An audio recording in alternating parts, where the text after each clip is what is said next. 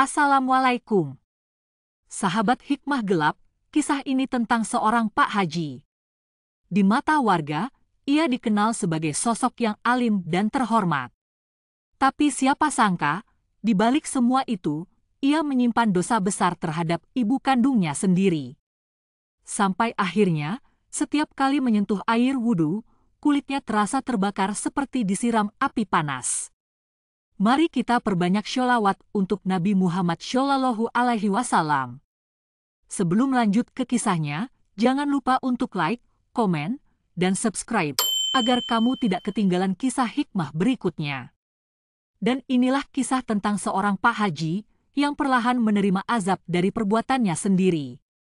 Di sebuah kampung kecil bernama Kampung Pelem, berdiri sebuah rumah besar yang mencolok di antara rumah-rumah warga.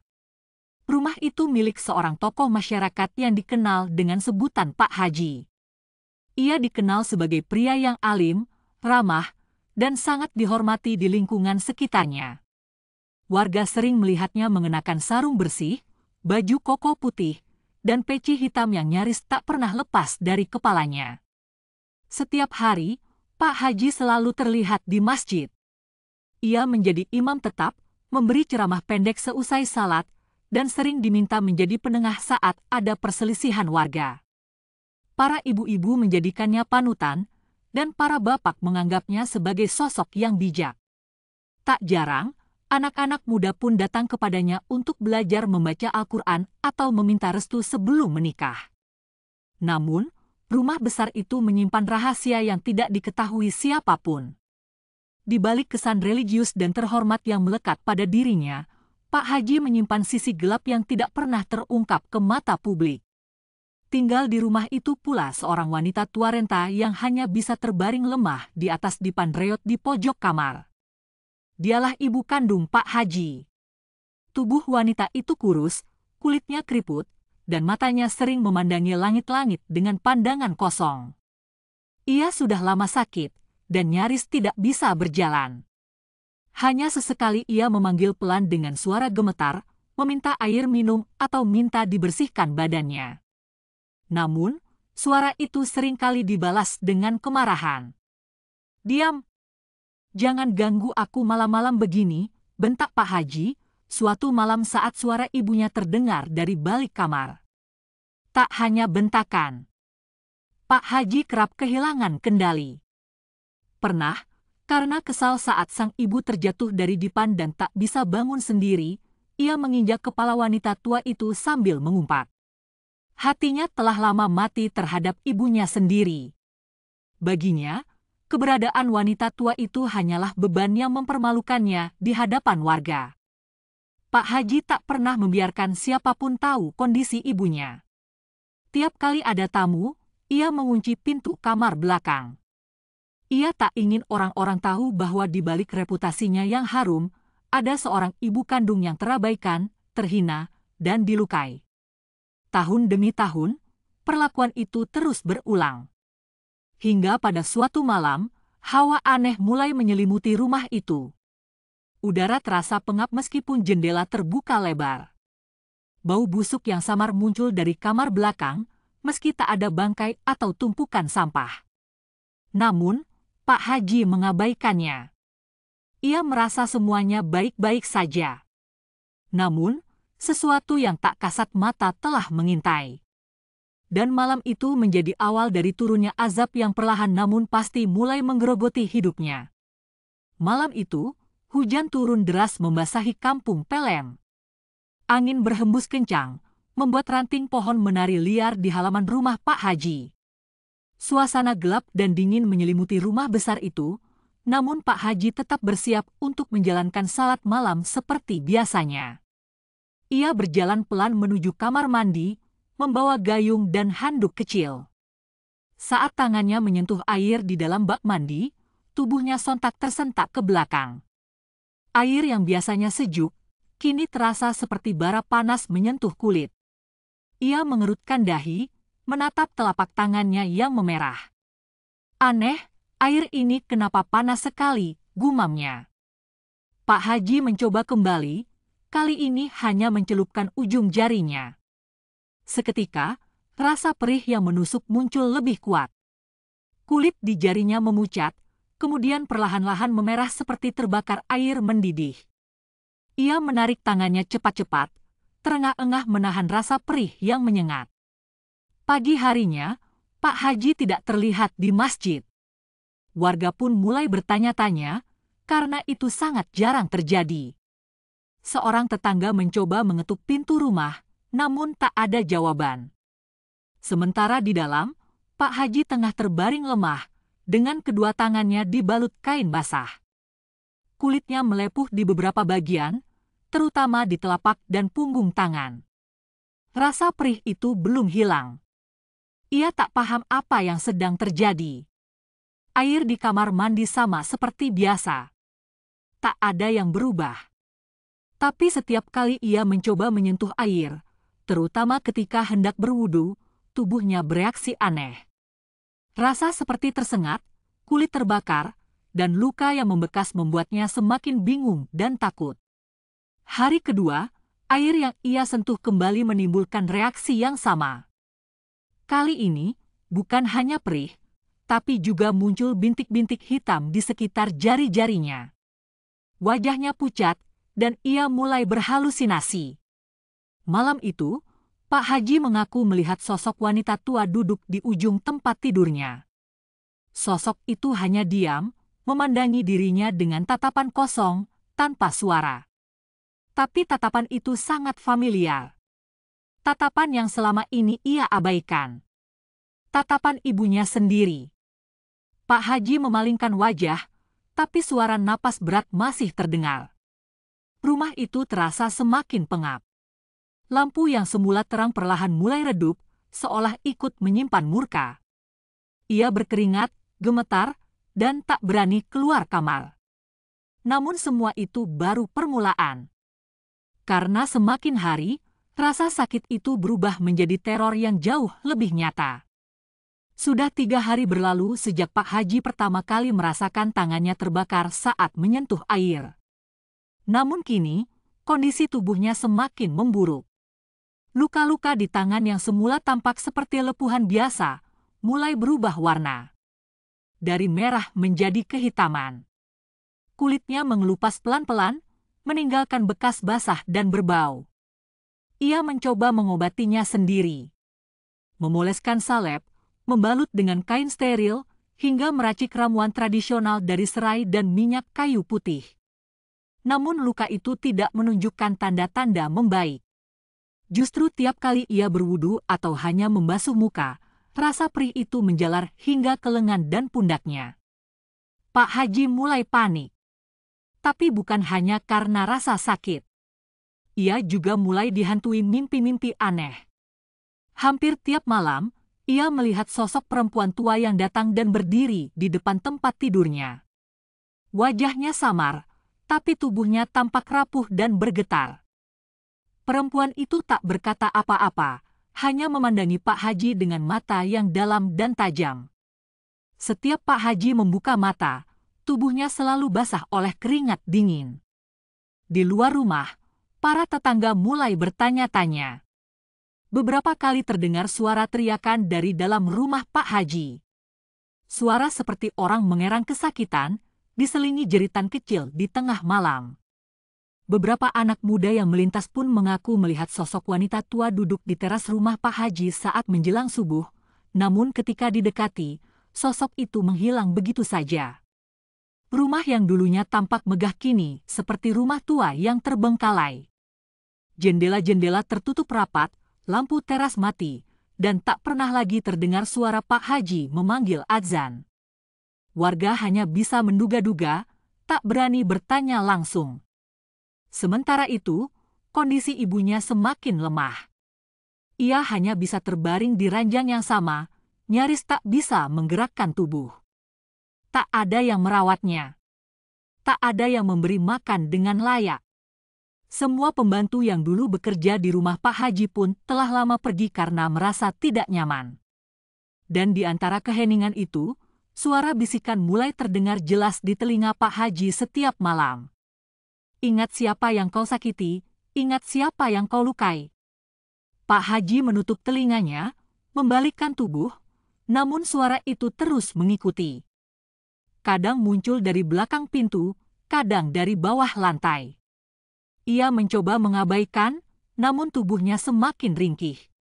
Tangan yang dulu sering digunakan untuk memberi ceramah, kini tak mampu menggenggam sendok makan. Kulitnya terus mengelupas hingga ke bagian siku. Yang membuatnya semakin tertekan, luka itu hanya muncul setiap kali ia menyentuh air untuk berwudu.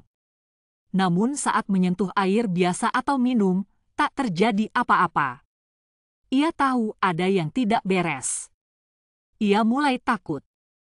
Tapi rasa takutnya datang bukan karena luka itu, melainkan karena dosa yang mulai datang menagih balasannya. Hari keempat, rumah Pak Haji terasa lebih sunyi dari biasanya. Udara di dalam rumah menjadi lembab dan berat. Dinding-dinding kamar mengeluarkan suara gemeretak kecil, seperti kayu yang melengkung karena menahan sesuatu. Bau anyir yang semula hanya muncul di kamar mandi, kini mulai menyebar ke seluruh ruangan. Pak Haji tak lagi kuat berjalan jauh. Ia lebih sering duduk di pojok ruangan, membungkus tubuhnya dengan selimut tipis, meski cuaca di luar panas terik. Tangannya terus gemetar. Luka yang semakin melebar membuatnya enggan melakukan apapun. Bahkan untuk salat pun, ia mulai melakukannya dengan duduk, tanpa wudu, tanpa semangat. Setiap kali mencoba menyentuh air wudu, sensasi terbakar itu muncul lebih cepat. Kini, bukan hanya di tangan. Ketika air menyentuh wajahnya, kulit pipinya langsung merah seperti disiram api. Tak ada luka luar yang besar, namun rasa sakitnya menembus tulang. Ia menjerit, namun tak ada yang mendengar. Semua jendela tertutup, semua pintu terkunci rapat. Pada malam harinya, suara ketukan mulai terdengar dari langit-langit rumah. Bukan seperti suara tikus atau binatang kecil. Ini suara berat. Seperti telapak tangan yang perlahan memukul kayu. Duk, duk, duk. Suaranya datang dari atas kamar Pak Haji. Lalu berhenti. Lalu berpindah ke dinding. Lalu ke pintu. Pak Haji duduk terpaku, napasnya tak beraturan. Ia menoleh ke kanan dan kiri, berusaha mencari asal suara, namun ruangan gelap dan hanya diterangi lampu redup yang berkedip. Di tempat tidur, ibunya masih terbaring. Tubuhnya sangat lemah, namun matanya terbuka. Ia memandangi langit-langit seakan melihat sesuatu yang tak kasat mata. Tak lama, bibirnya bergetar, menggumam pelan sesuatu yang tak bisa didengar jelas oleh Pak Haji. Tapi tatapan mata wanita tua itu tak pernah lepas dari sudut ruangan, tempat Pak Haji duduk gemetar. Keesokan paginya, salah satu warga mencoba mengintip dari pagar. Ia melihat daun-daun kering menumpuk di halaman, jendela penuh debu, dan pintu depan yang terbuka sedikit namun tak ada suara dari dalam. Karena penasaran, warga itu memanggil, "Pak Haji." Tak ada jawaban. "Pak Haji, jenengan sakit." Masih tak ada sahutan. Suasana rumah itu terasa seperti rumah kosong yang ditinggal berbulan-bulan. Tapi warga tahu, penghuninya masih ada di dalam. Hanya saja, mungkin rumah itu sudah mulai menolak mereka. Di malam kelima, suara tangis mulai terdengar. Bukan dari ibunya. Bukan pula dari Pak Haji. Tangis lirih itu datang dari arah dinding kamar belakang. Tangis perempuan, pelan, tapi memilukan. Tangis yang membuat bulu kuduk berdiri dan membuat siapapun yang mendengarnya merasa dicekam rasa bersalah yang dalam. Pak Haji menutup telinga, menangis, namun tidak bisa beranjak. Kakinya kini terasa berat. Seolah tak sanggup lagi mengangkat tubuhnya. Azab belum mencapai puncaknya. Tapi semuanya semakin nyata. Dan tak bisa lagi disangkal. Hari ke-6, pagi itu matahari bersinar terik di langit kampung Pelem. Tapi di dalam rumah Pak Haji, hawa dingin seperti terus bersemayam. Langit-langit rumah dipenuhi sarang laba-laba yang tumbuh cepat entah sejak kapan. Bau apek dan amis bercampur jadi satu. Pak Haji belum mandi, belum salat, dan belum berbicara dengan siapapun selama 2 hari penuh. Tubuhnya kini terlihat lebih kurus. Wajahnya cekung, bola matanya menghitam seperti kurang tidur berminggu-minggu. Tapi bukan hanya karena sakit. Pak Haji tengah dilanda ketakutan. Teror dari air wudhu kini datang lebih kejam dari sebelumnya.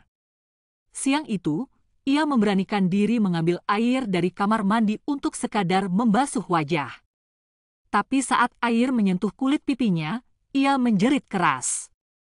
Jeritan panjang yang terdengar sampai keluar rumah. Kulitnya langsung memerah dan mengelupas, meninggalkan lapisan daging yang tampak basah dan terbakar. Ia terhempas ke belakang, menggigil di lantai. Beberapa saat kemudian, ia melihat air itu berubah warna. Bukan lagi jernih, tapi keruh, berlendir, dan mengeluarkan bau busuk seperti bangkai. Gayung plastik di bak mandi meleleh perlahan-lahan. Ia terpaku. Matanya membelalak, tak percaya apa yang baru saja dilihat. Tangan Pak Haji bergetar saat berusaha merangkak keluar dari kamar mandi. Tapi langkahnya goyah. Kakinya terasa berat, seperti ditarik oleh sesuatu yang tak kasat mata. Ia jatuh tersungkur, wajahnya menempel di lantai dingin, dan untuk sesaat, ia tak bisa bergerak. Dalam kondisi setengah sadar, ia mendengar suara air menetes. Tapi bukan dari kran. Suara itu terdengar seperti suara tumpahan dari gentong besar. Ia menoleh pelan, dan matanya langsung membesar. Dari dalam bak mandi, muncul gumpalan hitam seperti rambut panjang. Rambut itu keluar perlahan-lahan, meneteskan air berlendir, lalu menyentuh lantai. Diikuti dengan suara napas berat dan bau busuk menusuk hidung. Pak Haji menutup mulutnya agar tak muntah. Tapi suara itu terus mendekat. Tiba-tiba, ia merasa punggungnya disentuh. Dingin. Basah. Seperti tangan yang keluar dari air dan menempel di kulit. Ia berbalik secepatnya, tapi tak ada siapapun di belakangnya. Hanya bak mandi, kosong, tanpa rambut, tanpa air, tanpa suara. Semua kembali sunyi. Tapi rasa itu tertinggal. Bekas sentuhan di punggungnya masih ada. Dingin. Menyusup ke tulang belakang. Malamnya, ia mencoba salat untuk pertama kalinya setelah hari-hari penuh penderitaan. Ia berwudu dengan air zam-zam yang ia simpan di lemari kaca. Tapi begitu air itu menyentuh keningnya, luka di wajahnya terbuka kembali. Kali ini mengeluarkan darah. Darah itu menetes ke sajadah. Membentuk pola melingkar seperti mata yang menatapnya dari bawah.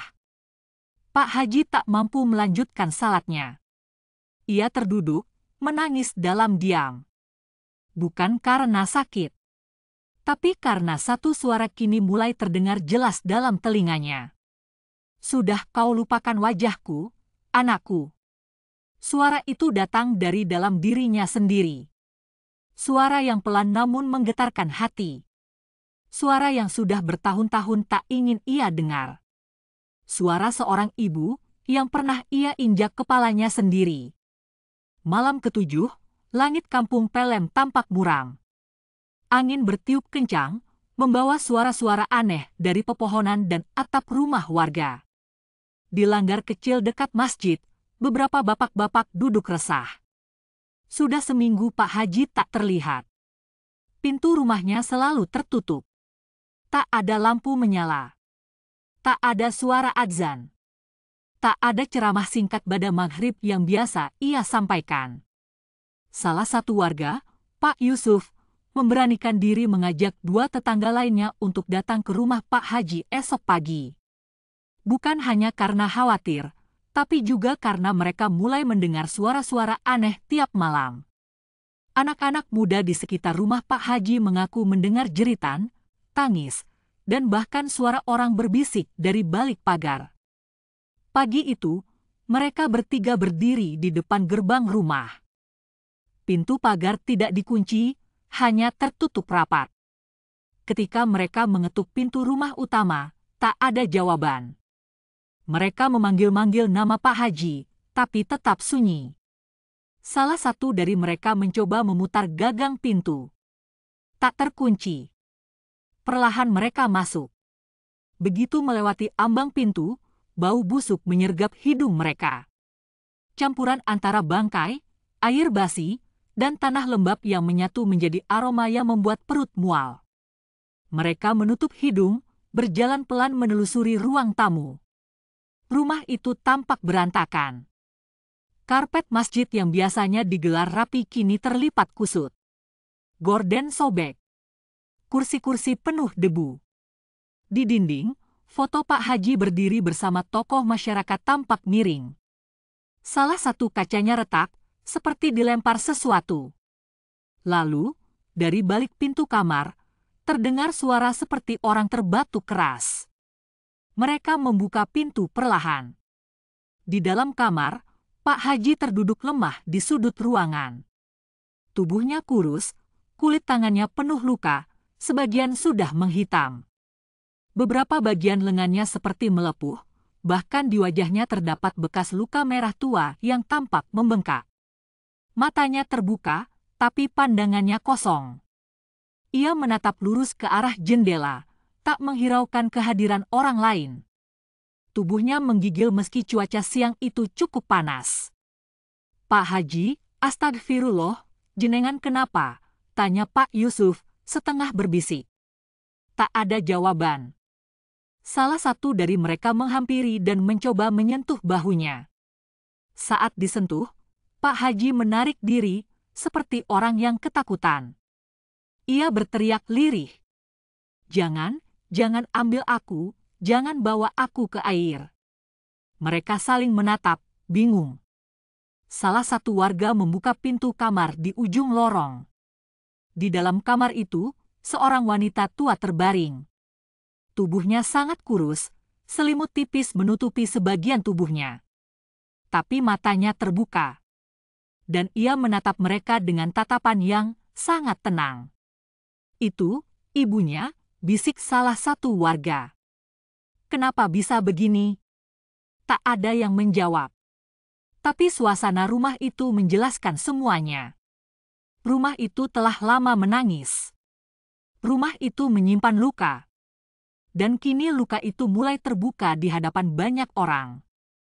Sejak warga menemukan Pak Haji dalam keadaan mengenaskan, kabar itu menyebar cepat ke seluruh kampung. Banyak yang tak percaya, ada pula yang bersimpati. Tapi sebagian besar hanya bisa diam, menahan rasa ngeri. Sosok yang selama ini dihormati, ternyata menyimpan sisi kelam yang tak disangka. Warga berinisiatif membawa Pak Haji ke rumah sakit. Namun, Pak Haji menolak dengan suara lirih. Ia hanya ingin tetap di rumah. Ia merasa sudah tidak layak menerima perawatan.